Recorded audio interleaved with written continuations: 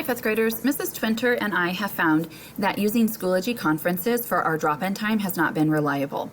Children have tried to call in and the audio kicks out and we can't carry on a conversation. So she and I have changed the way that you are going to get to our drop-in time. So if you have a question and you look at the schedule and it's my open time, it's the time to drop in, you're going to go to the science course. You are not going to go to conferences. Up at the top of the science course, it says Ask Mrs. Hubbard a Question, Drop-In Time. You'll click there, and then there are directions. It says, here's how to get to Mrs. Hubbard. Click on the chicken, click Join or Start a Meeting. In the box, type CCEH5 and click Enter.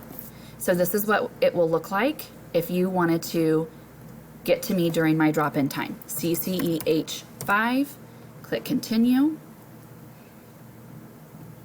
And then you would click Join Now. And you could ask me your question, or if you needed to work through something, we could do that together.